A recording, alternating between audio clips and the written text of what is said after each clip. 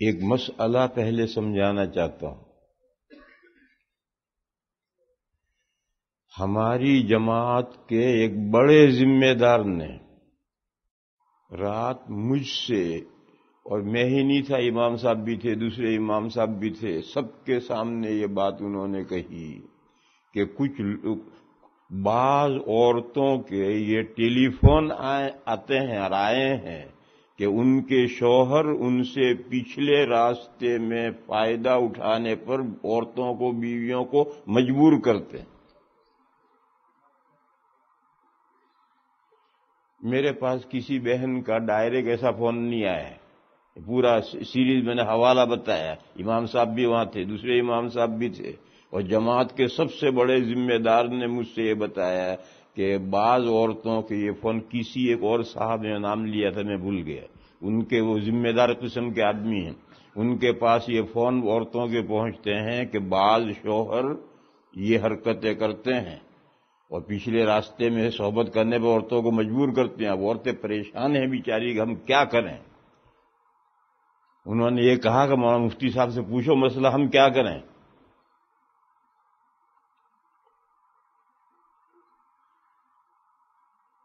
دیکھو میرے بھائیو، یہ شوہر بعض تو بد فطرت ہوتے ہیں، وہ جوانی سے بد فعلی کے عادی ہوتے ہیں، خبیث فطرت ہوتے ہیں، پھر شادی ہونے کے بعد وہ اپنی وہ فطرت بیوی کے ساتھ پوری کرنا چاہتے ہیں۔ ایسے کچھ تو بد فطرت ہیں اور کچھ غیر مقلدین ہیں، سلفی ہیں، کیونکہ غیر مقلدین کے یہاں، سلفیوں کے یہاں پچھلی راستے میں بھی صحبت کرنا جائز ہے۔ تو جب شوہر سلفی غیر مقلد ہے، اسے جائز سمجھتا ہے، بیوی ہے بیچاری حنفی یا شافعی یا مالکی یا اہل سنہ والجماعہ میں سے ہے، تو وہ شوہر تو جائز سمجھتا ہے، اس لیے بیوی کو اس پر مجبور کرتا ہے۔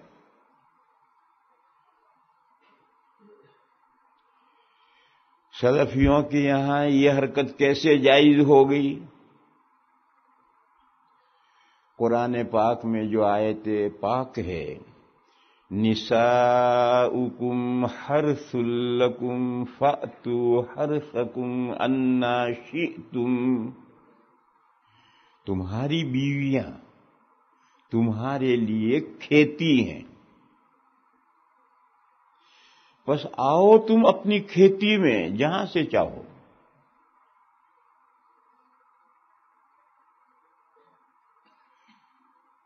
یہ ترجمہ ہے، تمہاری بیویاں تمہارے لیے کھیتی ہیں، بس آؤ تم اپنی کھیتی میں۔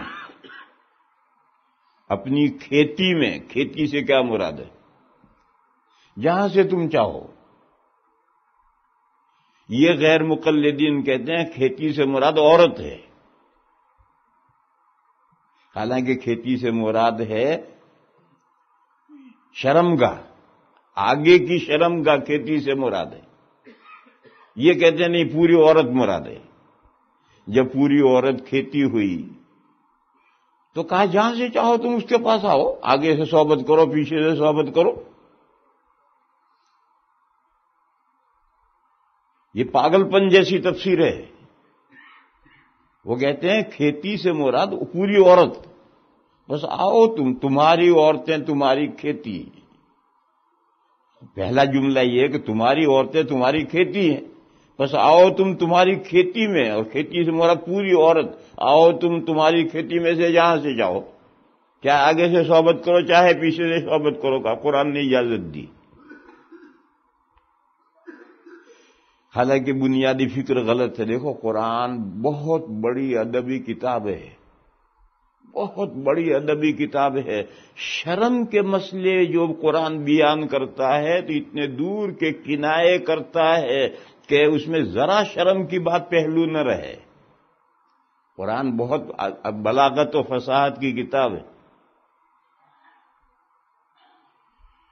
تو آگے کی شرمگاہ کے لیے یا پیچھے کی شرمگاہ کے لیے عربی میں جو لفظ ہیں وہ لفظ کسی مہذب مجلس میں بولے نہیں جا سکتے.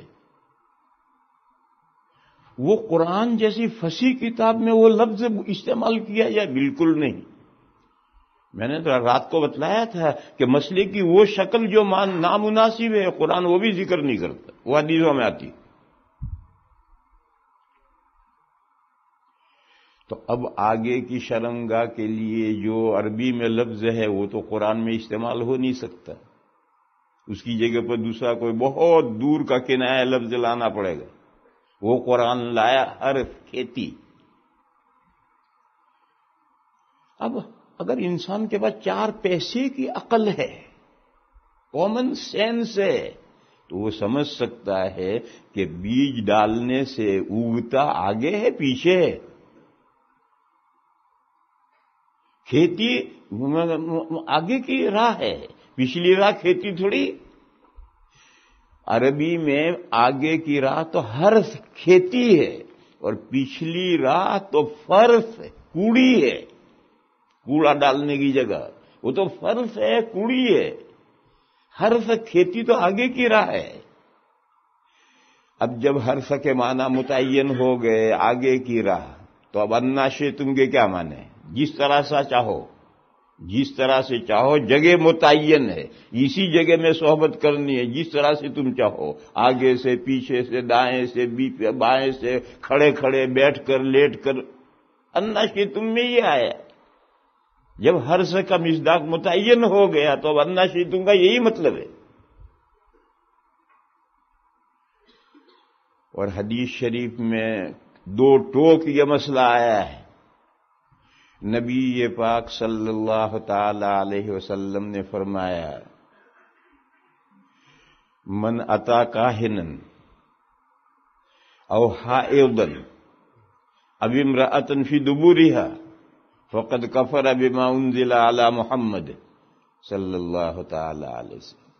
حضور نے فرمایا جو شخص 3 کاموں میں سے کوئی بھی کام کرے،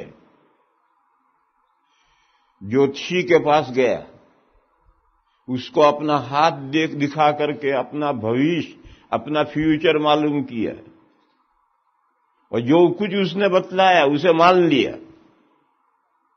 ایک دوسرا، بیوی سے حالت حیض میں صحبت کی، عطا حائضن، حائضہ سے صحبت کی، یا بیوی سے پچھلے راستے میں صحبت کی، اب امرأۃ فی دبورہا. تو ان تینوں تین گناہوں میں سے کوئی بھی گناہ کرنے والا اگر کوئی شخص ہے تو حضور نے فرمایا فقد کفر بما انزل علی محمد، اس نے اس دین کا انکار کر دیا جو دین حضرت محمد مصطفیٰ صلی اللہ تعالی علیہ وسلم پر نازل ہوا ہے. اس دین کا ماننے والا ہی نہیں رہا، اس دین کا ریجیکٹ کرنے والا ہو گیا. تو حدیث میں صاف لفظ کے ساتھ ہے اب امرأۃ فی دبورہا. حدیث کا مقام اتنا نہیں جو قرآن کریم کا مقام ہے. حدیث اللہ کے رسول کا کلام ہے اور قرآن اللہ کا کلام ہے. اللہ اللہ ہے. قرآن کریم میں کوئی ایک ورڈ بھی ایسا نہیں استعمال کیا گیا جو فصاحت و بلاغت کے خلاف ہو یا کسی مہذب مجلس میں وہ لفظ نہ بولا جا سکے.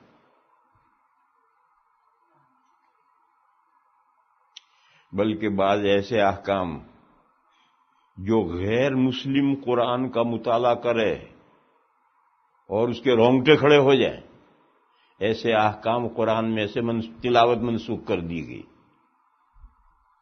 کیوں؟ قرآن کریم کتاب دعوت ہے، اسے مسلمان ہی نہیں پڑھیں گے، ہر انسان پڑھے گا. اور کوئی ایسا حکم ہے کہ غیر مسلم پڑھتے ہوئے اس کے رونگٹے کھڑے ہو جائیں، ایسا حکم قرآن میں اتارا گیا. ایک عرصے تک اس کی تلاوت ہوئی، پھر اس کی تلاوت کا ختم کر دی اور حکم آج بھی باقی. جیسے شادی شدہ زنا کرے تو اسلام میں اس کی سزا ہے سنگ ساری. اس کی آیت قرآن کریم میں اتاری گئی تھی. ایک عرصے تک قرآن کریم میں وہ آیت رہی، پھر اس آیت کو اٹھا لیا گیا، اس کی تلاوت منسوخ کر دی گئی اور حکم باقی. اور خلفائے راشدین نے اور بعد میں ہمیشہ اس حکم پر عمل ہوتا رہا. یہاں سوال یہ ہے کہ جب حکم باقی ہے تو آیت کیوں نہیں باقی رکھی گئی؟ آیت کی تلاوت کیوں ختم کر دی گئی؟ یہ نقطہ سمجھنا ہے. ایک تو ہے کہ حکم چلا گیا تو آیت بھی چلی گئی، لیکن حکم تو نہیں چلا گیا، حکم تو باقی ہے. پھر آیت کی تلاوت کیوں اٹھائی؟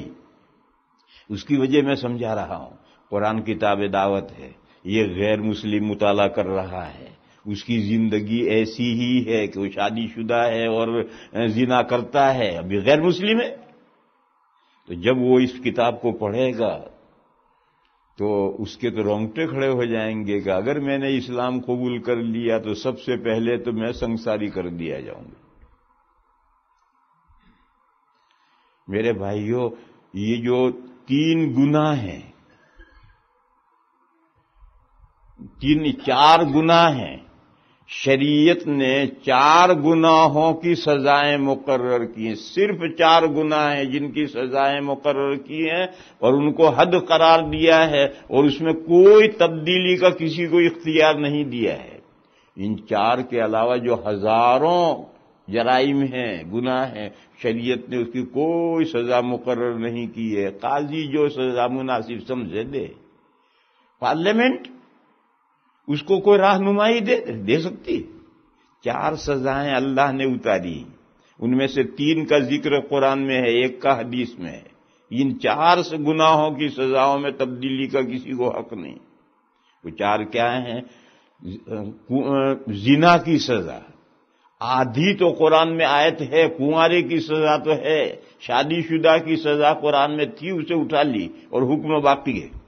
زنا کی سزا، چوری کی سزا، اور کسی مرد یا عورت پر زنا کی تہمت لگانے کی سزا. یہ 3 سزائیں تو قرآن میں ہیں، اور 4تھی سزا شراب پینے کی سزا، یہ حدیثوں میں ہے. یہ صرف یہ 4 سزائیں ہیں جن میں کوئی دخل دینے کا کسی کو حق نہیں ہے. یہ سزائیں جرم ثابت ہو جائے گا تو یہ سزائیں جاری ہوں گی. ان 4 کے علاوہ جتنی سزائیں ہیں کوئی اسلام نے نہ حدیثوں میں مقرر ہے نہ قرآن میں مقرر ہے. فقہا مجتہدین سوچیں گے، اور سب سے پہلے تو قاضی سوچے گا. ایک ہی گناہ کی سزا قاضی ایک کو ہلکی دے دے، ایک کو بھاری دے دے، ایسا ہو سکتا ہے. لیکن ان 4 گناہوں میں کوئی حد دخل دینے کا نہیں. میرے بھائیوں، میں سب نقطہ یہ سمجھاتا ہوں کہ آج مسلمانوں کے جتنے ملک ہیں، پاکستان ہو، بنگلہ دیش ہو، عراق ہو، ایران ہو، سیریا ہو، ترکیہ ہو، مصر ہو، وہاں کے جو حکام ہیں وہ اسلامی سزائیں جاری کیوں نہیں ہونے دیتے؟ وہ ان 4 گناہوں میں وہ حکام ہی مبتلا ہوتے ہیں. اس لیے وہ سوچتے ہیں کہ اسلامی قانون جاری ہوئے تو پہلے تو ہم چوراہے پر ہماری کمر پر کوڑے پڑیں گے. زنا وہ کرتے ہیں، جو ہائی کوالٹی جو سوسائٹی ہے، جو جن میں سے حکام ہوتے ہیں، زنا وہ کرتے ہیں. چوریاں تو اتنی بڑی بڑی کرتے ہیں کہ پورے ملک کی چوریاں مل کر اس کے پاس تنگ کو نہیں آ سکتی. سارے ملک کے چوروں کی چوریاں ایک پلڑے میں رکھو اور ان لیڈروں کی چوریاں ایک پلڑے میں رکھو، ان کی چوریاں بھاری ہو جائیں گی. تو چوریاں یہ کرتے ہیں، تہمت تو ان کے ہاں کوئی چیز ہی نہیں ہے، اور شراب کے بغیر تو ان کا کوئی دسترخوان ہی نہیں. تو یہ 4 گناہ میں یہ حکام جو مسلمانوں کے ملکوں کے سربراہان ہیں وہ ان 4 گناہوں میں مبتلا ہیں. اس لیے سب سے پہلے وہ مخالفت کرتے ہیں کہ اسلامی سزائیں جاری نہ ہوں. اسی طریقے سے یہ غیر مسلم ہے، غیر مسلم کسی بھی گناہ میں مبتلا ہو سکتا ہے. اب وہ زنا کے گناہ میں مبتلا ہے. اب اس کو قرآن پڑھ رہا، مطالعہ کر رہا ہے، اس کو سب باتیں سمجھ میں آتی ہیں، اس کے مائنڈ کو اپیل کر رہی ہیں. اب جب اس آیت پر گزرا تو اس کے رونگٹے کھڑے ہو گئے کہ اوہو، یہ تو مذہب قبول کروں گا تو سب سے پہلے قبول کرتے ہی سنسار کر دیا جاؤں. حالانکہ ایسا نہیں. حدیث شریف ہے،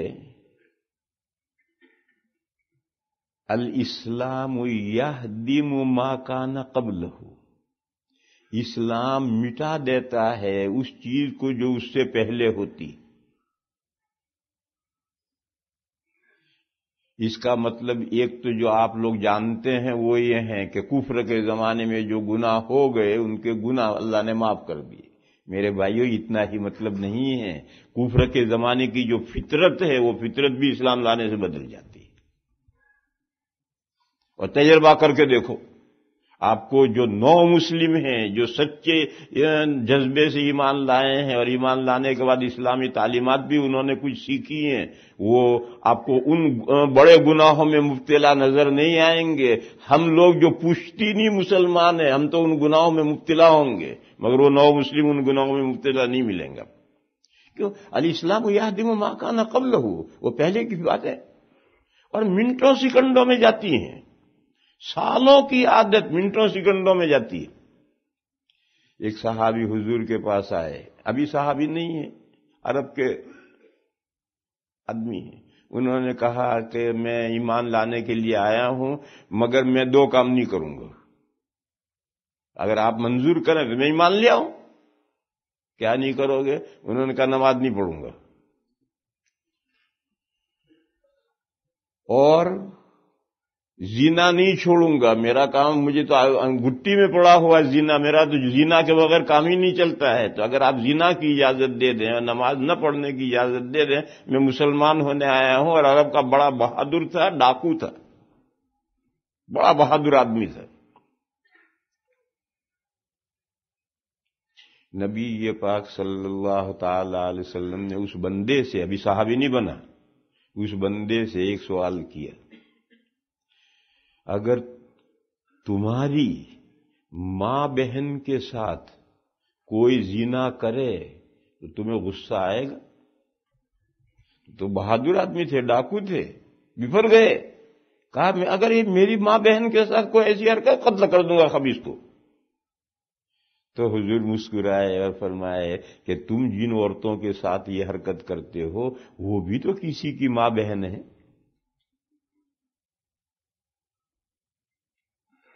ایک دم خاموش ہو گئے اور کہنے لگے یا رسول اللہ سمجھ میں آ گیا، میں نے کان پکڑے، اب زنا نہیں کروں گا. تو حضور نے فرمایا لا خیر فی دین لا صلاۃ فیہ، لا خیر فی دین لا صلاۃ فیہ. جس دین میں نماز نہیں ہے اس دین میں کیا خیر ہے؟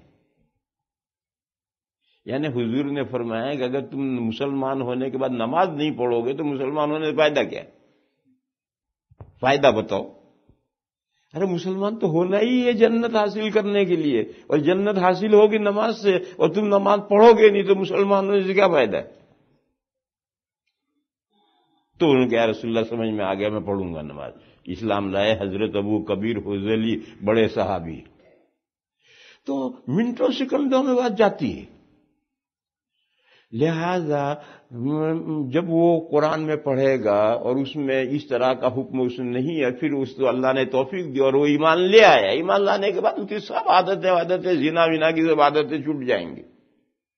الاسلام یہدم ما کان قبلہ، اسلام پریویس ساری باتیں ختم کرتا ہے، گناہ بھی ختم کرتا ہے، عادتیں بھی ختم کرتا ہے. لیکن اگر قرآن میں وہ آیت ہوتی تو وہ تو اس کو پڑھتا اسلام قبول کرنے سے پہلے، اس وقت اس کے رونگٹے کھڑے ہو جاتے. تو اس لیے اس حکم کو اٹھا لیا گیا ہے. تو بعض میں اصل مضمون یہ عرض کر رہا تھا، یہ تو ایک نئی بات میں نے سمجھائی ہے کہ یہ آیت قرآن میں سے کیوں منسوخ کی گئی ہے، اس کی وجہ سمجھائی ہے کہ قرآن کتاب دعوت ہے. کتاب دعوت صرف کتاب المسائل نہیں ہے، قرآن صرف کتاب المسائل نہیں ہے، وہ سب سے پہلے کتاب دعوت ہے. بس دعوت کا اس میں پہلو کا لحاظ کر کے اس کو کتاب کو رکھنا ہے تاکہ پڑھنے والے پڑھیں. پھر جب مسلمان ہو جائیں گے پرانی باتیں تو ختم ہو جائیں گی اور نئے واقعات وجود میں آئیں گے تو اس کے احکام جاری ہوں گے. پرانے کفر کے زمانے کے کسی گناہ کی کوئی سزا نہیں جاری ہوتی ہے، اور فطرت اور عادت بھی اسلام لانے سے بدل جاتی ہے. تو میں عرض یہ کر رہا تھا کہ حدیث شریف میں صاف صراحتاً یہ مضمون موجود ہے، اور عقل بھی یہ کہتی ہے کہ جب حرف کھیتی کی جگہ متعین ہو گئی، کیونکہ پچھلا راستہ کھیتی کی نہیں تو کوڑی کی جگہ ہے، گندگی کی جگہ ہے، قرآن نے اسے اذا کہا ہے، بس جب جگہ متعین ہو گئی تو انا شئتم کا یہ مطلب ہے، اور یہ حدیث شریف اس کی وضاحت موجود ہے۔ مگر ان غیر مقلدین کو تو جہاں عمل نہ کرنا ہے تو کہ حدیث ضعیف ہے، کہا اس میں ابو تمیمہ حجیمی ایک راوی ہے، وہ ضعیف ہے، ترمذی شریف میں حدیث ہے، جب ان کو عمل نہ کہا حدیث ضعیف ہے۔ اب بیچارہ عام مسلمان حنفی حدیث کی دم بھی نہیں جانتا، اس کا کیا جواب دے گا کہ حدیث ضعیف ہے؟ بخاری کی حدیث کو بھی کہہ دیں گے حدیث ضعیف ہے، اور بہت سی مرتبہ تو بخاری میں حدیث ہوتی ہی نہیں، کہ ویسے ہی الٹپ بخاری میں حدیث ہے، سب جھوٹے حوالے۔ آپ کہیں گے کہ اس کا حوالہ کیا ہے کہ غیر مقلدین بیوی سے پچھلے راہ میں صحبت کو جائز سمجھتے ہیں، اس کا حوالہ کیا ہے؟ کتاب کا حوالہ دو۔ پہلے میں نے ایک مسئلہ ان کی طرف منسوب کیا تھا اور اس کا حوالہ دیا تھا، میں نے ان کی طرف یہ مسئلہ منسوب کیا تھا کہ بیویاں چار میں منحصر نہیں، جتنی چاہو بیویاں شاید نکاح کر سکتے ہو، اور میں نے اس کا حوالہ دیا تھا کہ نواب صدیق حسن خان صاحب کے لڑکے نواب نور الحسن خان صاحب کی کتاب الف الجادی ہے، اس میں یہ مسئلہ ہے، جس کو دیکھنا ہو انہوں نے صاف کہا ہے کوئی حضرت نہیں، جتنی چاہو نکاح کرو، وہ ان کے مسائل کی کتاب ہے۔ لہذا یہ جو آپ انتصاب کر رہے ہیں اس کا کیا حوالہ ہے؟ اس کا حوالہ کسی کتاب میں نہیں، کسی کتاب کا حوالہ میرے پاس نہیں۔ کیوں؟ میں یہ سمجھتا ہوں کہ جو غیر مقلدین میں بھی علماء ہیں، اچھی ذہنیت کے لوگ ہیں، ایسی گندی بات ان کے ذہنوں میں آ بھی نہیں سکتی، وہ لکھ بھی نہیں سکتے۔ یہ تو ان کے بے لگام غیر مقلدین ہیں، یہ ان کی فطرت ہے اور گندی فطرت ہے، اس لیے کہ ان کی کسی کتاب کا مسئلہ تو مجھے معلوم نہیں، حوالہ معلوم نہیں۔ البتہ ایک حوالہ سنو، ہمارے ہندوستان میں ایک شہر ہے بنکی، وہاں ایک بڑا مدرسہ ہے دارالرشاد، دارالرشاد میں دارالقضا بھی ہے، جیسے یہاں بھی دارالقضا ہوتے ہیں عورتوں کے معاملات۔ آج سے 25 سال پہلے وہاں ایک مقدمہ دارالقضا میں چلا ہے، اور جس کو چاہو جاؤ وہاں بنکی میں جا کر دارالقضا میں اس کی فائل دیکھو، آج بھی فائل ہے۔ ایک عورت ایک غیر مقلد کے نکاح میں تھی، اس کا شوہر اس کو اسی پر مجبور کرتا تھا، جب وہ عورت بیچاری تنگ آ گئی تو اس نے دارالقضا میں مقدمہ دائر کر دیا نکاح فسخ کرنے کا، کہ میں اس شوہر کے نکاح میں نہیں رہنا چاہتی، وہ یہ حرکت کرتا۔ کورٹ میں مقدمہ چلا، شوہر کو بلایا تو شوہر سے کہا کہ تو کیوں یہ حرکت کرتا ہے؟ اس نے کہا میرے مذہب میں جائز ہے۔ اس سے قاضی نے کہا تو یہ کیوں حرکت بیوی کے ساتھ کرتا ہے؟ اس نے کہا میرے مذہب میں جائز ہے، اور اس نے اپنے دلائل و شواہد دیے، ان میں سے یہ آیت بھی اس نے پیش کی تھی۔ بہرحال ایک لمبا مقدمہ چلا تھا اور اس کی فائل آج بھی موجود ہے، قاضی نے تفریق کر دی، میاں نکاح ختم کر دیا، اور وہ آخر تک اپنی بات پر جمع رہا۔ اس نے ان کو یہ نہیں کہا کہ میں باز آؤں گا اس حرکت سے، اس نے کہا میں تو یہ حرکت کروں گا، میرے نزدیک جائز ہے۔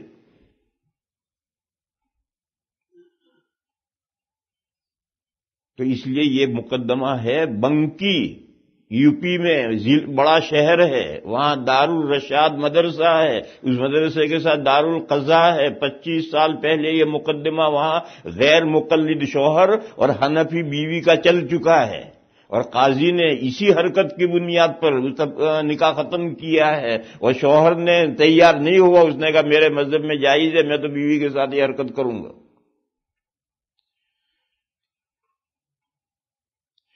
بس میرے بہنوں سن لو، بھائیوں کو کیا بتا رہا ہوں، عورتوں کو بتا رہا ہوں، بہنوں کو سن لو، اگر کوئی شوہر ایسا خبیث فطرت ہے یا کوئی غیر مقلد شوہر ہے اور وہ اس طرح کی بیوی کے ساتھ حرکت کرنا چاہتا ہے تو عورت ہرگز تیار نہ ہو، اس کے لیے ہرگز جائز نہیں ہے کہ وہ اس عمل میں شوہر کی موافقت کرے، اور اگر اس وجہ سے شوہر سے علیحدہ ہونا پڑے تو بے تکلف طلاق لے لے۔